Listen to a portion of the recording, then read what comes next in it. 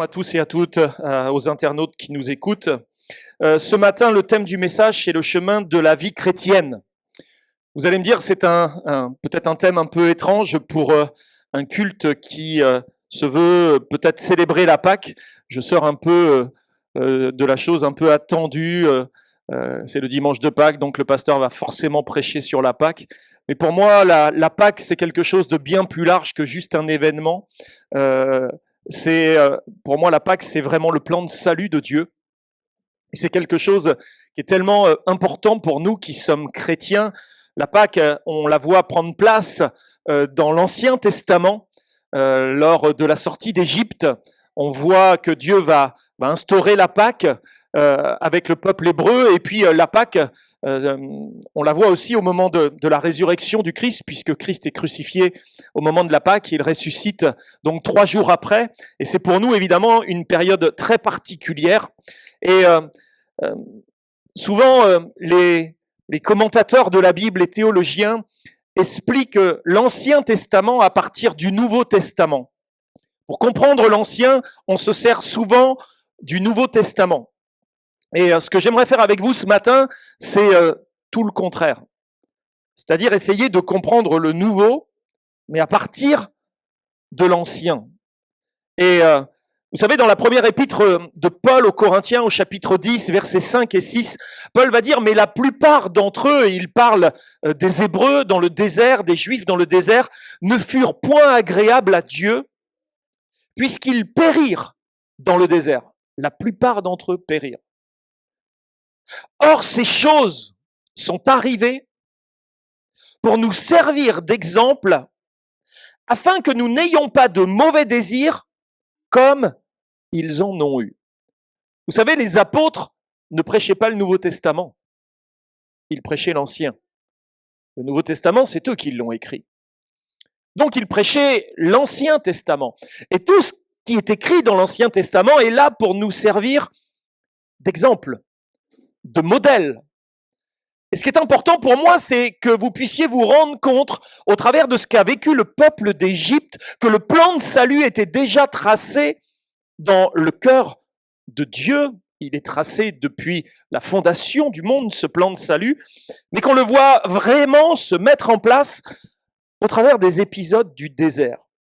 Dans le livre du Deutéronome, au chapitre 8 et au verset 2, Dieu parle à Moïse et lui dit « Souviens-toi de tout le chemin que l'Éternel, ton Dieu, t'a fait faire pendant ces 40 années dans le désert, afin de t'humilier et de t'éprouver pour savoir quelles étaient les dispositions de ton cœur et si tu garderais ou non ces commandements. » Juste avant de passer le Jourdain et d'entrer dans la terre promise, nous lisons dans Deutéronome 8.2 que Dieu va amener Moïse à considérer le passé avant même de pouvoir envisager l'avenir.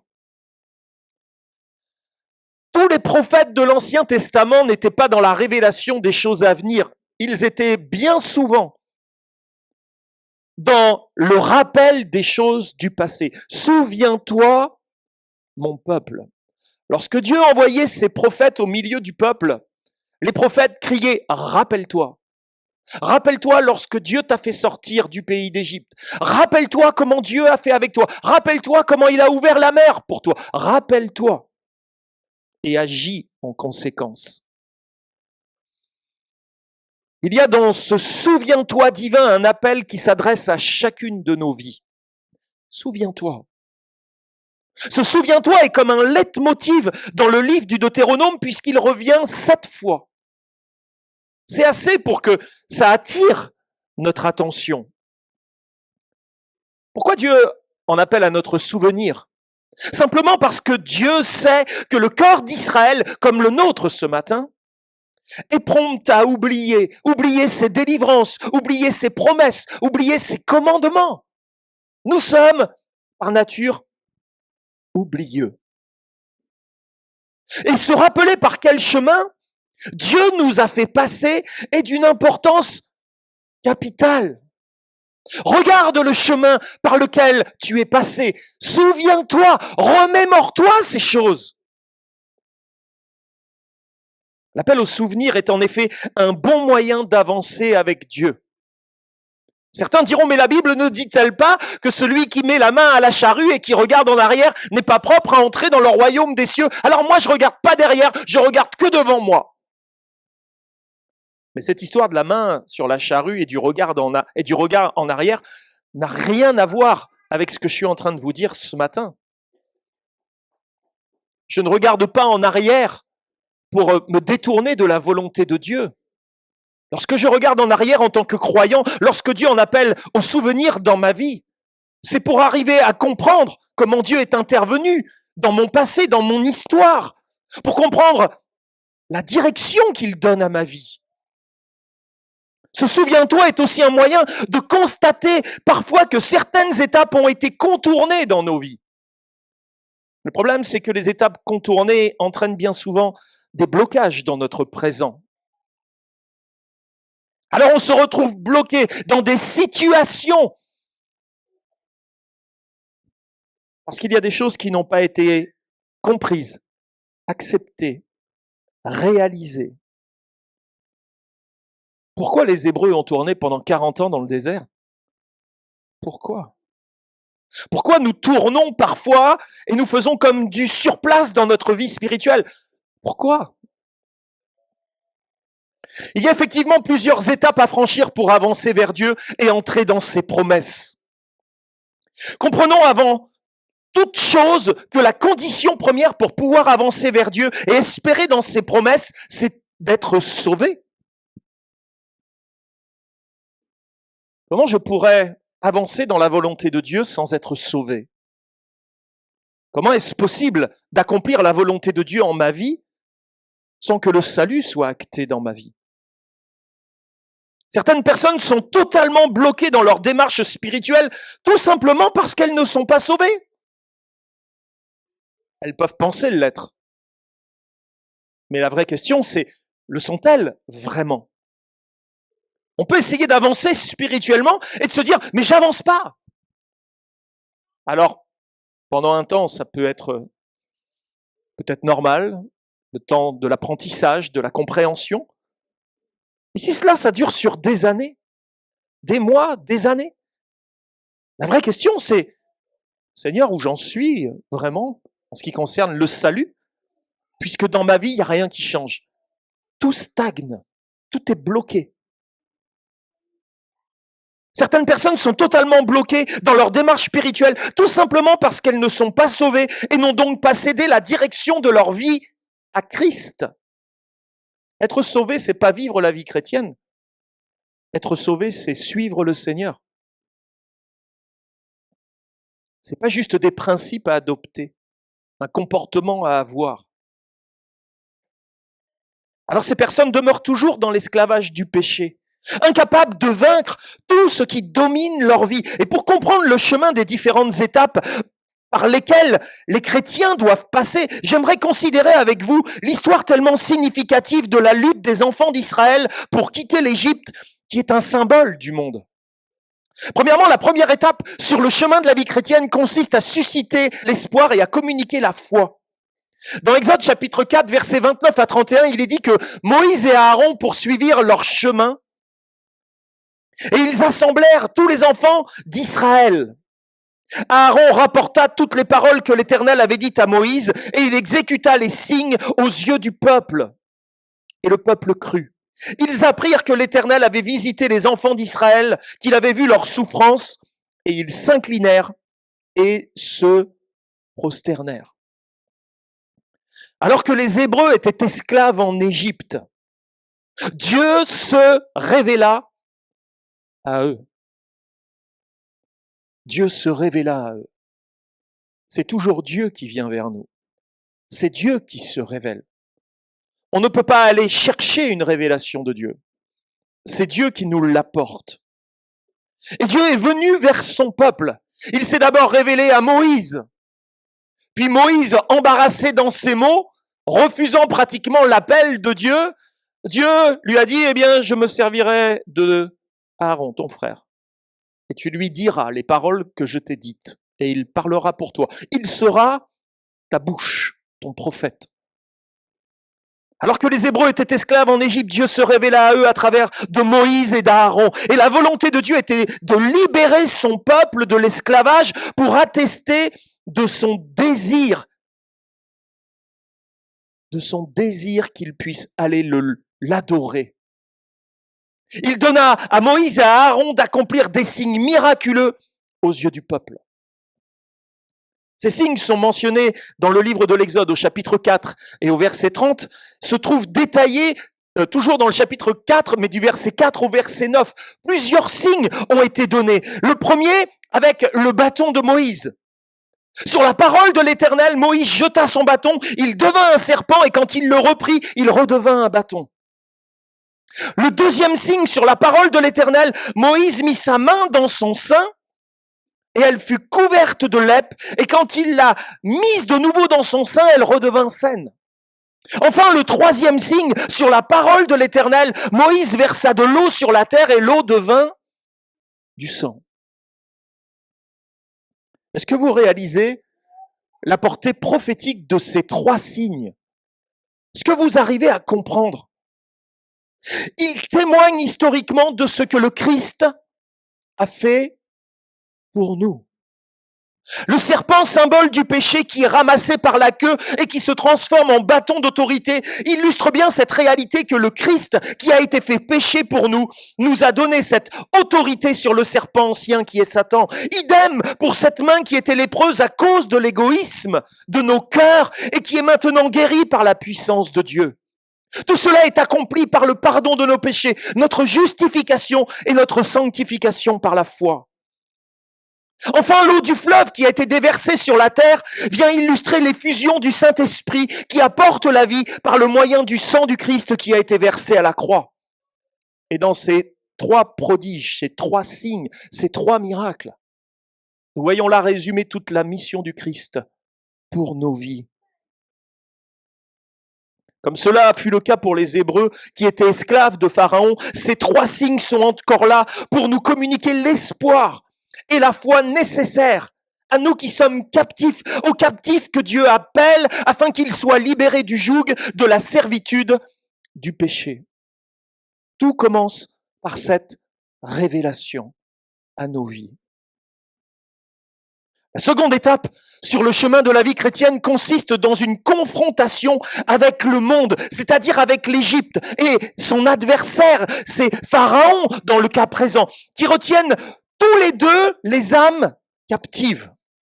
Et donc dans le livre de l'Exode au chapitre 5, du verset 1er au verset 2, il est écrit que Moïse et Aaron se rendirent ensuite auprès de Pharaon et lui dirent « Ainsi parle l'Éternel, le Dieu d'Israël, laisse aller mon peuple pour qu'il célèbre au désert une fête en mon honneur. » Et Pharaon répondit « Qui est l'Éternel pour que j'obéisse à sa voix en laissant aller Israël? Je ne connais point l'Éternel, je ne laisserai point aller Israël. » Lorsque nous recevons le Christ dans notre cœur comme notre libérateur, comme notre sauveur personnel, il faut s'imaginer que l'adversaire ne lâchera pas l'affaire aussi facilement. Il ne libère pas ses esclaves aussi facilement que nous pourrions l'imaginer ou le penser. Et cette confrontation s'accomplit lorsque nous remettons en question les voies du monde et démontrons avec l'aide de Dieu qu'elles ne fonctionnent pas. Oui, le monde avec son prince marche sur des voies bien précises, avec une direction bien précise, avec des méthodes, des processus bien précis, avec une stratégie bien précise. Aussi l'enfant de Dieu, celui que Dieu appelle à lui, ne peut plus marcher sur ces voies-là, ne peut plus marcher dans cette direction-là. Et il se retrouve en confrontation avec la manière dont le monde agit, dont le monde fait les choses. Il ne partage plus ses projets, ses désirs, ses joies, ses plans. Il est en confrontation directe, mais il ne confronte pas directement les plans du monde, les voies du monde, sans avancer avec Dieu et sa volonté. Et cette confrontation entre les voies du monde et les voies de Dieu engendre un véritable conflit dans lequel l'adversaire va essayer de renforcer son emprise Parce qu'il n'abandonne pas facilement. En fait, les problèmes risquent même d'augmenter quand on décide par la foi de cesser de se confier dans les solutions mondaines pour gérer notre vie. Et c'est d'ailleurs ce qui arriva aux enfants d'Israël. Puisque Pharaon, au moment où Moïse et Aaron viennent s'opposer à lui en disant « mais libère le peuple », Pharaon va dire « moi j'en ai rien à faire, Dieu, moi j'ai pas à obéir à sa voix ». Et qu'est-ce que va faire Pharaon? Il va augmenter leur quantité de travail afin d'étouffer en eux tout espoir et toute foi naissante. Combien l'adversaire a augmenté ta quantité de travail pour faire taire tout espoir et toute foi en toi? Il y a quelque chose qui me fait toujours bizarre. C'est quand on est engagé avec Dieu et quand dans notre vie les choses se compliquent un peu, quand on a besoin des fois d'accélérer certaines choses dans certains domaines de notre vie et qu'il nous manque un peu de temps, à quel endroit généralement le chrétien va rogner, va tailler pour économiser du temps, pour gagner du temps? Généralement, il y a un coup de téléphone au pasteur, bah voilà, je pourrais pas être là parce que j'ai ça et j'ai ça à faire. J'arrête mon service parce que là aujourd'hui je suis trop débordé. Et la première des choses que l'on fait, c'est se retirer des engagements que nous avions pris avec Dieu dans la vie de service, dans la vie de consécration. Pourquoi nous allons tout de suite faire l'économie sur la vie spirituelle? Alors que nous avons besoin de temps, on ne va pas aller rogner sur nos loisirs, on ne va pas aller rogner sur notre temps d'écran, sur notre téléphone, sur nos tablettes, sur nos jeux, sur nos ordinateurs. On va aller rogner sur notre vie spirituelle. Ah ben j'ai plus le temps de venir à la réunion tel jour. J'ai plus le temps, j'ai plus. Il y a un vrai problème de priorité. Un vrai problème de priorité. Alors oui, le diable va mettre sa pression sur nos vies. Il va augmenter la quantité de travail. Est-ce que le diable n'a pas augmenté ta quantité de travail pour diminuer ta quantité de spiritualité? Pose-toi la question. Pose-toi la question. Pharaon augmente la quantité de travail afin d'étouffer en eux tout espoir et toute foi naissante. Nous sommes bien des fois dans de véritables esclavages. Et le poids est pesant. Parce que nous sommes davantage engagés pour les choses de ce monde et les choses matérielles que pour les choses spirituelles. Notre priorité n'est pas le royaume des cieux et sa justice, mais notre priorité est notre bien-être. Alors oui, nous nous engageons, mais dans des véritables formes d'esclavage moderne qui viennent nous empêcher de vivre par la foi, dans la foi que Dieu veut pour nous. Dans Deutéronome, chapitre 26, verset 8, il est dit « Et l'Éternel nous fit sortir d'Égypte à main forte et à bras étendus. » Ça n'a pas été simple. Il fallait que Dieu agisse avec des prodiges de terreur, avec des signes et des miracles. Il a fallu que Dieu appuie très très fort pour que Pharaon accepte de libérer le peuple. Ce bras de fer entre Pharaon qui se proclamait Dieu et le Dieu de l'univers qui trouva sa fin après la mort tragique du fils de Pharaon. Mais avant, il y avait eu 9 plaies. Celle-là était la 10e, la mort des premiers-nés d'Égypte. Et ce fut la grande victoire de Dieu en faveur de son peuple lorsqu'il déploya sa toute-puissance pour le libérer et ainsi lui donner à comprendre combien toutes les idoles de l'Égypte, au milieu desquelles il vivait, ne pouvaient s'opposer à lui. Chaque plaie était un coup porté à un des dieux de l'Égypte. En frappant ainsi l'Égypte de tous ses fléaux, Dieu voulait non seulement briser les chaînes qui les retenaient captifs, mais il voulait aussi les arracher de leur cœur toutes les idoles et croyances de l'Égypte qui les avaient imprégnés au plus profond d'eux. Sur ce point, une constatation doit être faite. Car en étudiant l'histoire de la libération de l'esclavage en Égypte, nous constatons un peu plus tard que si les chaînes de l'esclavage furent véritablement brisées, une quantité d'idoles et de croyances demeuraient encore dans le cœur des Hébreux, toujours présentes. Comme en témoignera plus tard l'épisode du veau d'or. On le voit là. Oui, les Hébreux étaient sortis de l'Égypte, mais l'Égypte n'était pas sortie des Hébreux. N'est-ce pas aussi le cas dans nos vies parfois,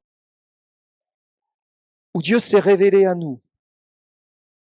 La foi a commencé à venir dans nos cœurs, l'espoir. Et puis Dieu a brisé nos chaînes.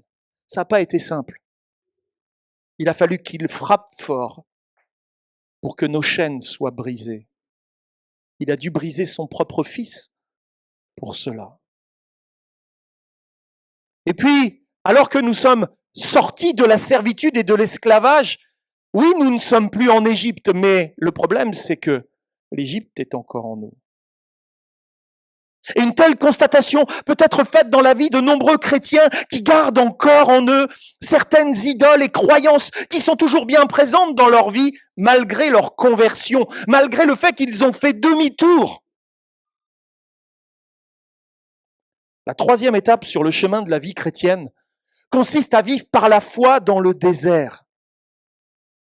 Dans Exode, chapitre 13, versets 17 et 18, lorsque Pharaon laissa aller le peuple, Dieu ne le conduisit pas par le chemin du pays des Philistins, quoique plus proche, car Dieu dit, le peuple pourrait se repentir en voyant la guerre et retourner en Égypte. Mais Dieu fit faire au peuple un détour par le chemin du désert vers la mer Rouge. Les enfants d'Israël montèrent en armes hors du pays. Lorsqu'une personne nouvellement sauvée est délivrée du monde et de son emprise, elle doit apprendre à exercer sa foi et à vivre selon les principes de Dieu. Et c'est précisément dans le désert que le croyant est amené à s'appuyer sur Dieu, à expérimenter sa foi et à mourir à lui-même. En réalité, le désert n'est pas une malédiction. Le désert est une véritable bénédiction, un temps particulier, voulu par Dieu, un temps d'apprentissage. L'épreuve dans nos vies n'est pas une malédiction de Dieu, une punition de Dieu. C'est une grâce par laquelle Dieu nous fait passer en vue de nous transformer, de nous former à l'image de son Fils. Oui, un chrétien né de nouveau est appelé à aller directement dans le désert, c'est-à-dire à être formé, à devenir un disciple. On ne peut pas devenir chrétien sans passer par le désert. On ne peut pas être chrétien en restant assis au milieu des Égyptiens. C'est pas possible. Ce n'est pas possible. Seulement pour parvenir dans ce désert d'apprentissage, il fallait auparavant traverser la mer Rouge, qui est une image du baptême d'eau. Cette manifestation extérieure témoigne de l'engagement intérieur du croyant à mourir à lui-même afin de vivre en nouveauté de vie pour adorer Dieu en se séparant du monde, en le laissant diriger totalement sa vie.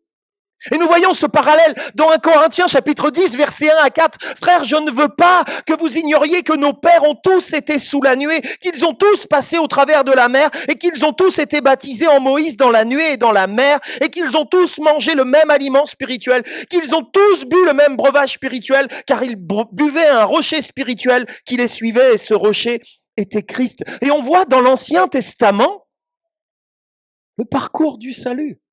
Dieu se révèle à nous. Il suscite la foi dans nos cœurs. Il fait le don de la foi à nos vies pour que nous puissions croire en ses promesses. Puis il nous libère de l'esclavage, des chaînes du péché. Après, il nous fait traverser la mer Rouge, qui suppose un véritable engagement. Parce que c'est pas seulement la mer qui s'ouvre.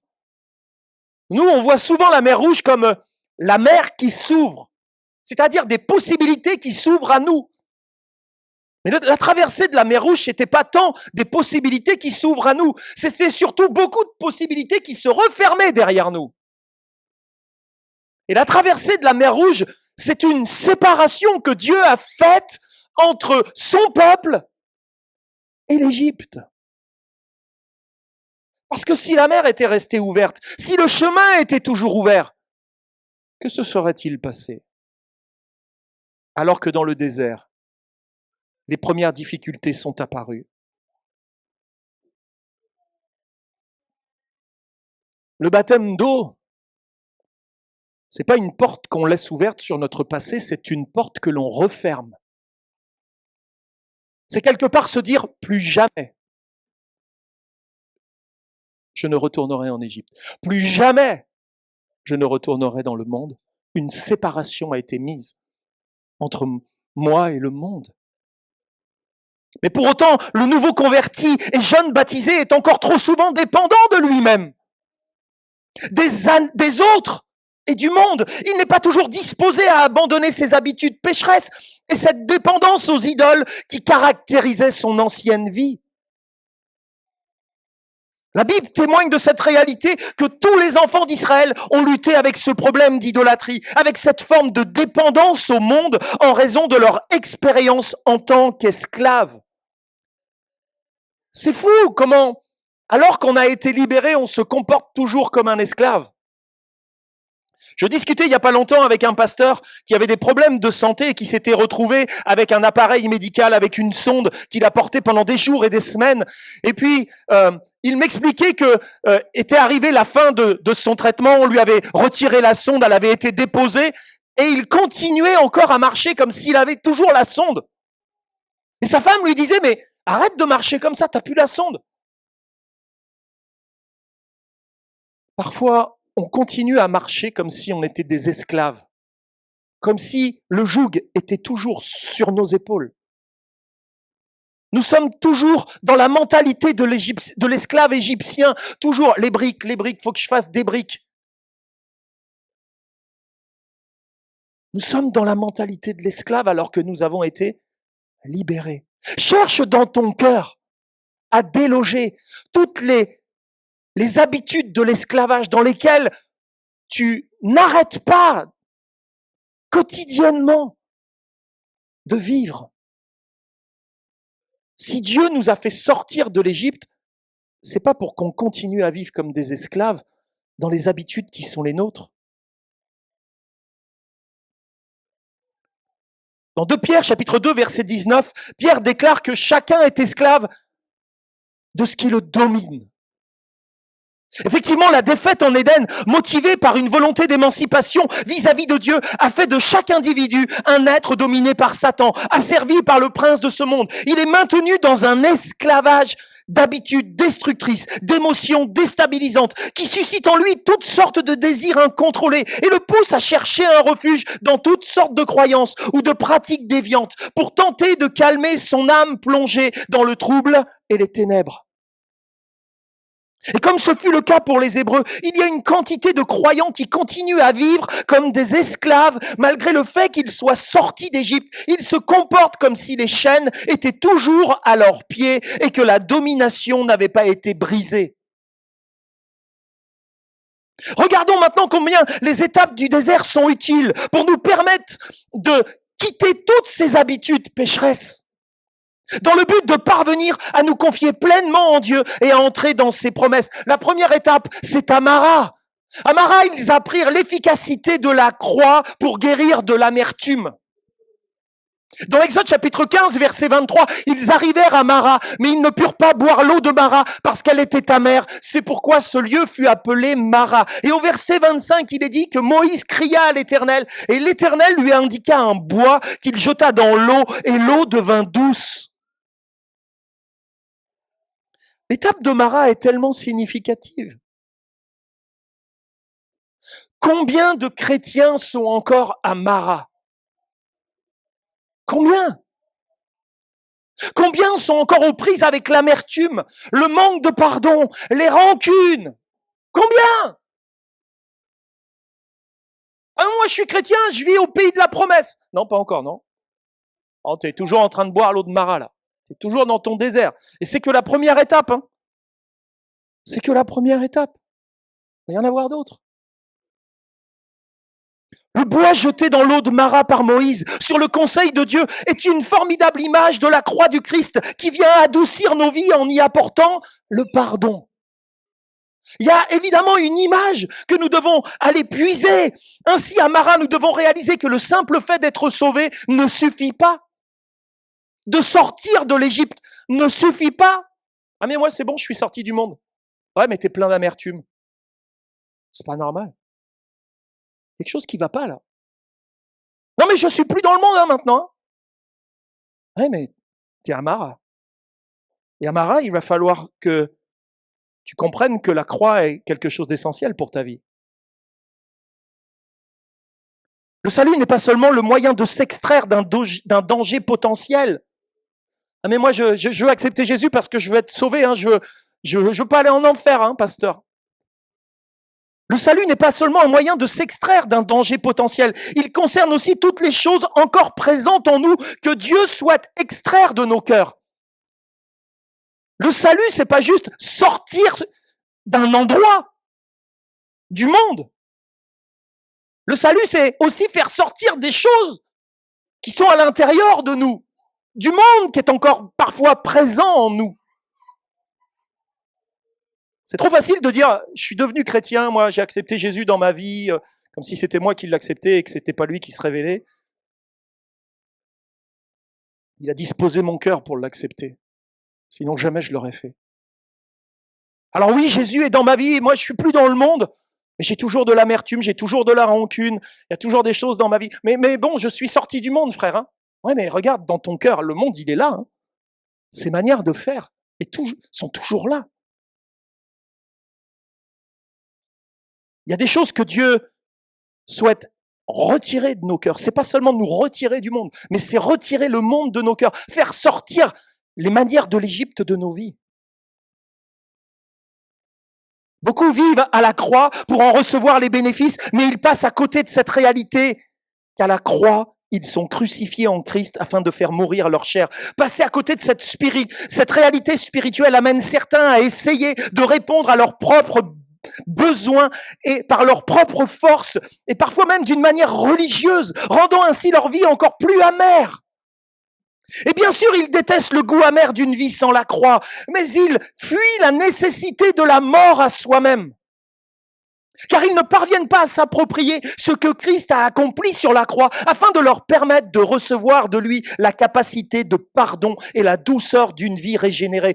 Exode 15, 26, il dit: si tu écoutes attentivement la voix de l'Éternel, ton Dieu, si tu fais ce qui est droit à ses yeux, si tu prêtes l'oreille à ses commandements, si tu observes toutes ses lois, je ne te frapperai d'aucune des maladies dont j'ai frappé les Égyptiens, car je suis l'Éternel qui te guérit. Et en lisant ce verset, nous devons réaliser que nous ne pouvons échapper aux problèmes de la vie qu'en faisant pleinement confiance à Dieu, en nous appuyant sur lui. Ces maladies des Égyptiens n'étaient pas seulement des maladies physiques, mais aussi toutes les conséquences psychologiques et spirituelles qui découlaient du fait d'essayer de répondre à leurs besoins en dépendant des systèmes et des croyances du monde.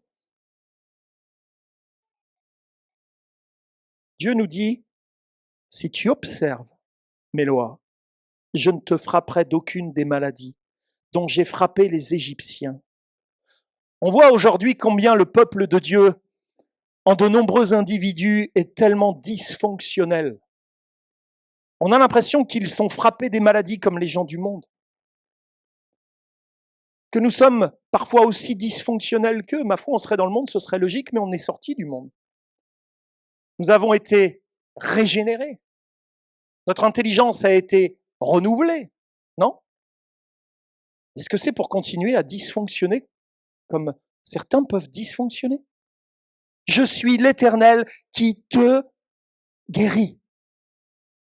Si tu observes mes lois et mes commandements, je suis l'Éternel qui te guérit.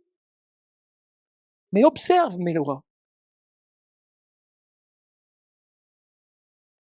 Ne restez pas bloqués à Mara. Acceptez le message de la croix. et la mort à vous-même, afin de vivre en nouveauté de vie, pour adorer et servir Dieu. Ne continuez pas à vous servir de Dieu tout en adorant votre propre vie plus que toute autre chose. Ah, qu'est-ce que je me kiffe!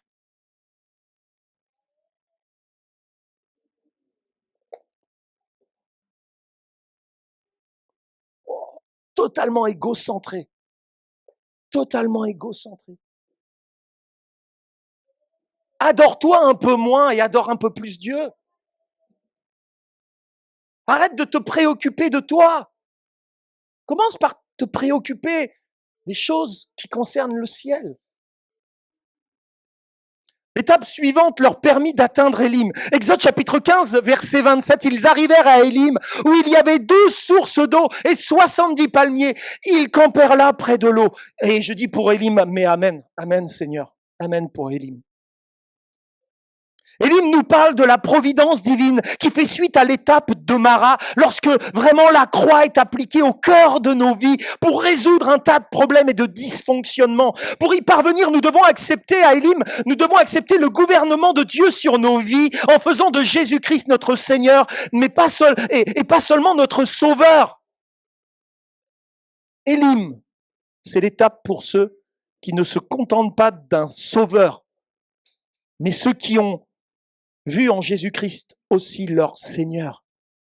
À Élim, les Israélites trouvèrent 12 sources d'eau, 70 palmiers. Et cet endroit représente la réelle abondance, la marque de sollicitude divine dans des conditions austères, au milieu d'un désert. Ils arrivent à un lieu où il y a 12 sources d'eau et 70 palmiers.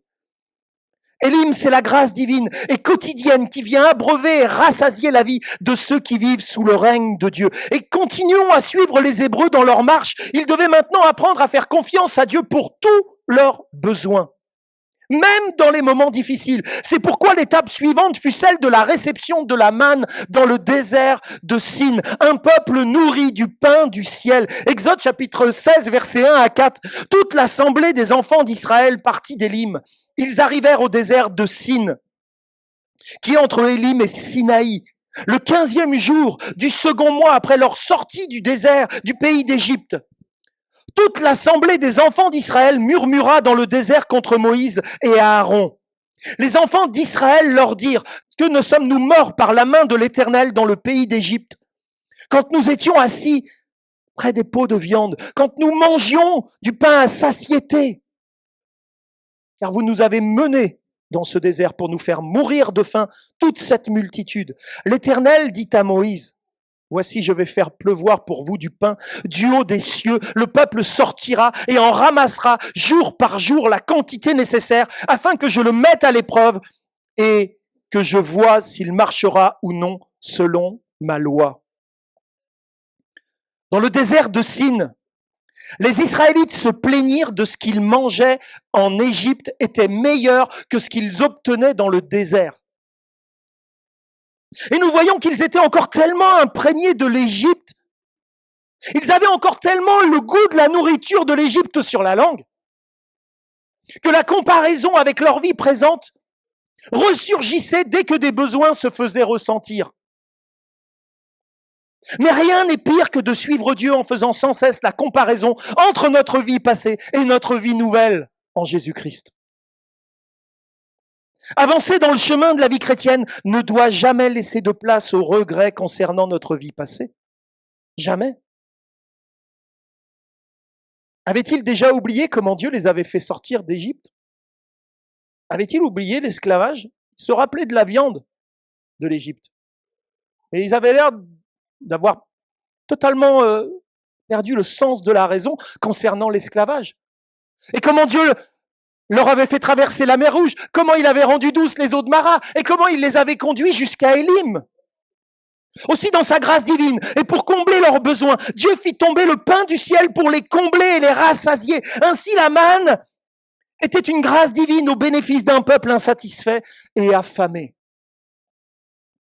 Bien sûr que cette image illustre le Christ, qui lui est le véritable pain descendu du ciel, le pain de vie toujours disponible, dont nous devons nous nourrir quotidiennement, et celui qui satisfait vraiment nos âmes. Dans Jean 6,35, Jésus leur dit, « Je suis le pain de vie, celui qui vient à moi n'aura jamais faim, et celui qui croit en moi n'aura jamais soif. » Jamais.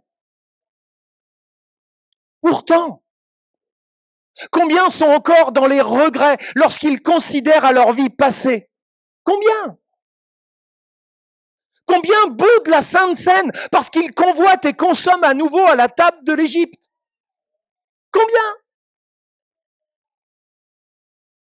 Nous devons désirer quotidiennement l'alimentation spirituelle de la parole de Dieu, afin de développer la foi nécessaire pour entrer dans la provision encore plus grande de ses promesses et ainsi atteindre notre pays de Canaan.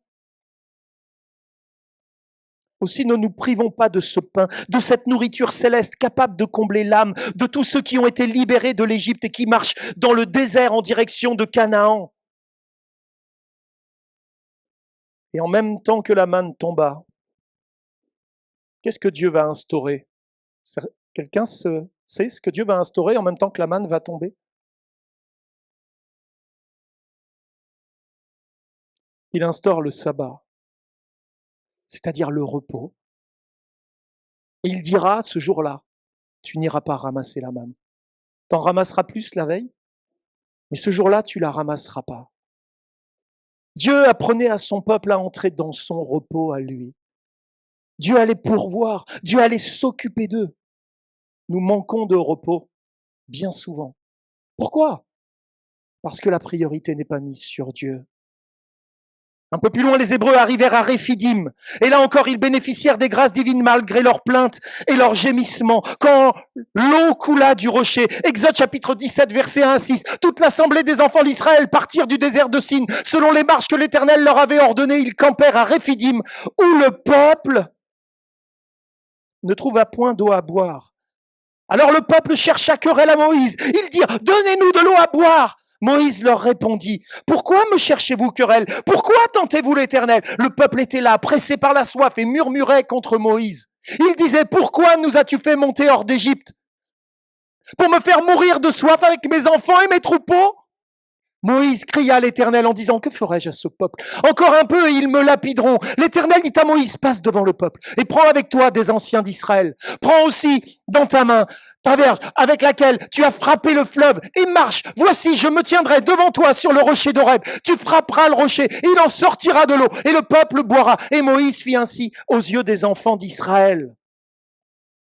L'étape de Réphidim nous enseigne combien les croyants doivent se confier en Dieu pour leurs besoins. À Réphidim, Moïse frappa le rocher et l'eau en sortit. Passer son temps à se plaindre et à gémir dans le désert de la vie n'est certainement pas une solution. Les croyants doivent apprendre à utiliser la foi pour recevoir l'eau du rocher qui a été frappé, à savoir Christ. Et c'est par la prière que nous devons utiliser cette autorité en priant dans le nom de Jésus. Être satisfait ou désaltéré dans nos besoins par le Christ doit devenir une réalité du quotidien.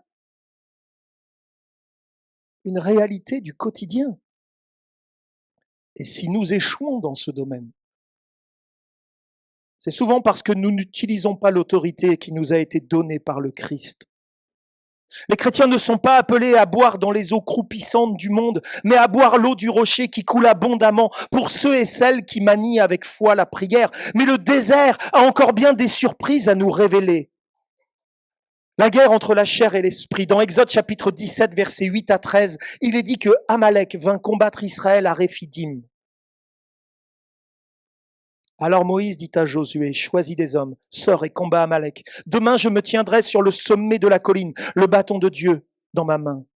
Josué fit ce que lui avait dit Moïse pour combattre Amalek et Moïse, Aaron et Hur montèrent au sommet de la colline. Lorsque Moïse élevait sa main, Israël était le plus fort. Lorsqu'il baissait sa main, Amalek était le plus fort. Les mains de Moïse étant fatiguées, ils prirent une pierre qu'ils placèrent sous lui et il s'assit dessus. Aaron et Hur soutenaient ses mains, l'un d'un côté, l'autre de l'autre, et ses mains restèrent fermes jusqu'au coucher du soleil.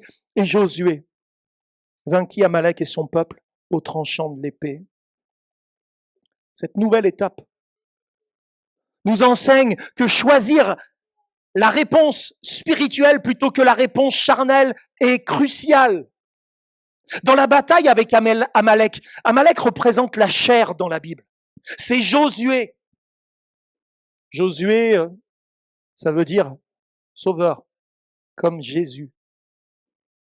La bataille qui représente la chair, c'est Josué qui a dû mener le combat. Qui a mené le combat pour la victoire sur la chair? Qui a mené ce combat? C'est notre Josué. Seulement cette bataille a été remportée parce que Aaron et Hur soutenaient les mains de Moïse, permettant ainsi de maintenir en l'air le bâton de l'autorité. Nous savons que Jésus a déjà remporté la victoire à la croix.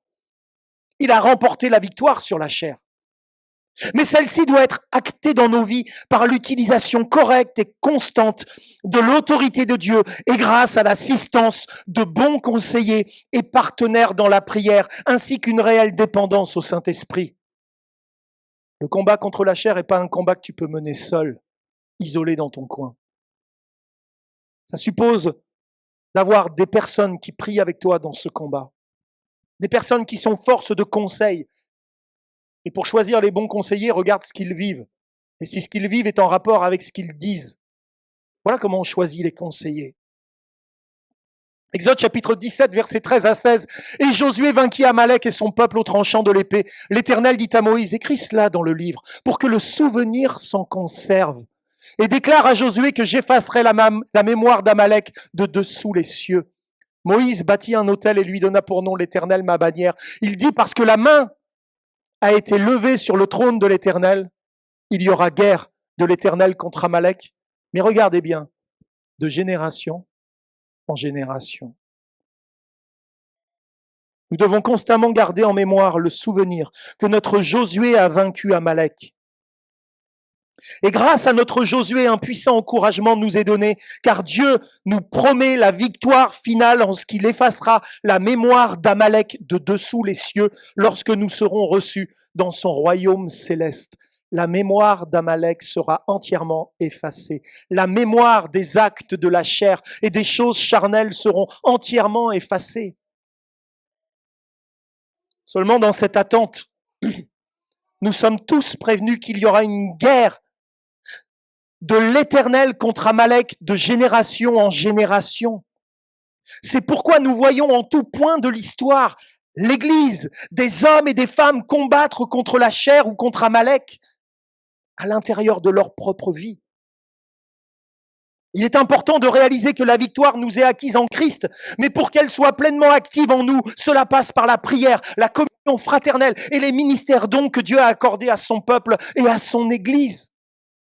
Christ a remporté la victoire sur la chair, mais nous devons entrer dans ce combat tous les jours de notre vie, jusqu'à ce que nous entrions dans l'éternité où la mémoire d'Amalek sera entièrement effacée. Mais le combat a été déjà remporté par Christ à la croix. Pour conclure, le peuple de Yahvé Nissi, Moïse bâtit un autel à la gloire de Yahvé Nissi, qui veut dire l'Éternel, ma bannière. Pour Moïse, il était important de brandir la bannière de Dieu afin que chacun garde les yeux fixés sur les réalités de la foi. De même pour nous aujourd'hui, il est important que nos yeux soient sans cesse dirigés vers Dieu et que nous soyons ainsi conduits par le Saint-Esprit, que nous discernions les directions du Saint-Esprit. Certes, la méthode de changement que Dieu utilise dans nos vies est lente plutôt que rapide. Nous pourrions penser que le fait qu'il nous fait sortir de l'Égypte avait réglé tout. Et ça avait juste fait tomber les chaînes. Il a fallu du temps et des étapes successives pour que finalement le cœur du peuple soit prêt à entrer dans le pays de la promesse. La prochaine fois, on partira du Sinaï, on ira jusque dans la terre promise pour voir les étapes encore qu'il faut franchir avant de pouvoir entrer dans la promesse de Dieu, le travail que Dieu fait dans nos cœurs. Alors oui, c'est étape par étape, parfois c'est très lent plutôt que rapide, mais cette transformation se produit lorsque nous remplaçons nos anciennes façons de faire par les nouvelles façons spirituelles de répondre à nos besoins les plus intimes. C'est pas le tout de se dire chrétien. C'est comment dans ma vie je vais répondre à mes besoins. Lorsque le peuple juif se plaignait, c'était pas parce que il voulait changer la tente, parce que il voulait avoir plus. Non, non, non, non. C'est parce qu'ils n'avaient pas de quoi se nourrir, ils n'avaient pas de quoi boire. C'était dans leurs besoins les plus intimes, les plus fondamentaux. C'est ça qui les a fait basculer, qui les a amenés à se plaindre. Mais dans ces besoins les plus fondamentaux, c'est là que ma foi doit s'exercer. Certains chrétiens font le choix d'exercer la foi dans des besoins annexes, mais oublient que c'est avant tout dans les besoins fondamentaux de la vie que Dieu souhaite intervenir et agir. Comprenons que le Saint-Esprit n'est pas pressé pendant ce processus et qu'il nous reste encore bien des étapes à franchir au sein du désert de l'apprentissage des réalités divines. Amen. Je vous invite à courber les fronts avec moi et à prier le Seigneur. Notre Père Céleste, nous bénissons ton nom et nous te rendons grâce pour tes bienfaits. Encore en cette matinée, merci d'avoir pu partager ta parole avec, Seigneur, ton peuple. Merci de pouvoir célébrer ton nom en cette journée. Oui, Seigneur, tu as déployé un plan de salut magnifique pour les hommes et les femmes que nous sommes. Seigneur, tu ne nous as pas formatés en une seule fois, mais Seigneur, tu nous as mis à l'écart, tu nous as sauvés, et puis tu formes l'image du Christ en nous, étape par étape, comme tu l'as fait avec Israël, au travers des différentes étapes du désert. Nous voyons là comment tu t'y prends, là encore avec nous, étape par étape, de l'esclavage jusqu'à l'entrée dans le pays de la promesse. Oui, Seigneur, nous avons un désert d'apprentissage à traverser, où nous voyons ta grâce s'accomplir dans nos vies. Nous sommes mis en contact avec le Dieu très haut, mais où nous voyons aussi nos foutues traverses se mettre en place. Notre indignation, nos mécontentements, nos insatisfactions, nos frustrations se manifester. Seigneur, pardonne-nous toutes ces plaintes, tous ces gémissements. Nous savons que tu es le Dieu qui pourvoit. Et je veux dire ce matin, tu es Yahvé Nissi, l'Éternel, ma bannière. Je veux avoir sans cesse les yeux fixés sur toi, comme un peuple doit sans cesse regarder sa bannière. Je veux me souvenir de l'Égypte, de l'esclavage, et me rappeler combien tu as fait preuve d'une grâce envers moi pour me sortir de là. Seigneur, merci. L'Égypte, je ne me rappelle pas de sa viande et de ce qu'elle me donnait. Ce que je me rappelle, c'est des coups de fouet. Ce que je me rappelle, c'est du joug sur mon cou. Ce que je me rappelle, c'est le fait de travailler pour ne rien avoir, de faire tout pour les autres. Seigneur, je te bénis ce matin de ce que tu m'as libéré de l'Égypte, de ce que tu as brisé les chaînes, de ce que tu m'as fait traverser la mer à pied sec, de ce que tu l'as refermé derrière moi pour m'empêcher de retourner, Seigneur, dans le pays d'Égypte et dans le monde, de ce que tu as mis une vraie séparation entre moi et le monde. Et merci pour les étapes que tu me fais franchir dans ce désert, qui est en réalité un désert de bénédiction, pour m'amener à former en moi l'image du Christ, pour me faire entrer dans le pays de la promesse. Que ton nom soit béni ce matin et que tes grâces, Seigneur, soient vraiment palpables dans la vie de chacun de tes enfants, alors que nous célébrons la Pâque, qui n'a été qu'une petite étape avant de sortir du pays d'Égypte. Ce que je voulais regarder ce matin avec ton peuple, c'est tout ce qui en est, tout ce qui en a découlé, tout ce qui est présent dans nos vies, et ce encore vers quoi nous devons aller. Seigneur, aide-nous à ne pas nous lasser, à ne pas nous décourager, mais Seigneur, à faire preuve, au contraire, de persévérance, Seigneur, dans la course, dans la marche dans laquelle tu nous veux. À toi toute gloire, Jésus. Amen.